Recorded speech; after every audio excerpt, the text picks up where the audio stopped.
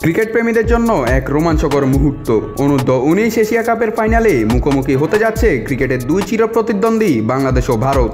এশিয়ার সেরা হওয়ার লড়াইয়ে দুই দেশের যুবারা মাঠে নামবে চলতি মাসের 8 তারিখে।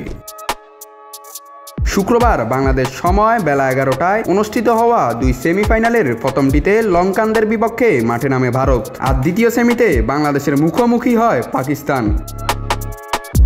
ভারত ও শ্রীলঙ্কার ম্যাচে টসে জিতে শুরুতে ব্যাট করতে নেমে 47 ওভার 2 বলে মাত্র 173 রান করে অল আউট হয় শ্রীলঙ্কা। জবাবে ভারতের উদ্বোধনী জুটি থেকে 91 রান আসলে জয়ের পথটা হয়ে ওঠে সহজ থেকে সহজতর। সবশেষে 3 উইকেট হারিয়ে শ্রীলঙ্কার দেওয়া 174 রানের লক্ষ্যটা ভারত পেরিয়ে যায় মাত্র 22তম ওভারে। ফলে অনূর্ধ্ব-19 এশিয়া কাপের প্রথম সেমিফাইনালে লঙ্কানদের বিপক্ষে 7 উইকেটের বড় জয় তুলে নিয়ে ফাইনালের টিকিট নিশ্চিত করে ভারতীয় যুবারা।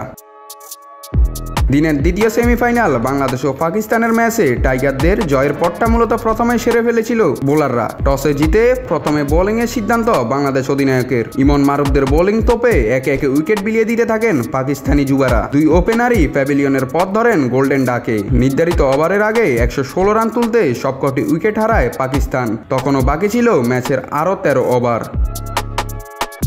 অন্যদিকে জয়ের জন্য 117 রানের মামুলি টার্গেট তাড়া করতে নেমে শুরুটা ভালো করতে পারেনি বাংলাদেশি ব্যাটাররাও। 0 রানেই প্যাভিলিয়নের পথ ধরেন ওপেনার কালাম সিদ্দিকী। এরপর জয়ের জন্য কোনো তাড়াহুড়ো না করে হেসে খেলেই বাংলাদেশ তুলে নেয় 7 উইকেটের বড় জয়। ফলে টাইগাররাও নিশ্চিত করে ফাইনালের টিকিট।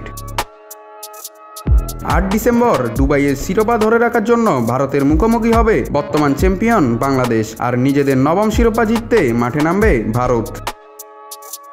নাত রাহুল, নিউজ নাও স্পোর্টস।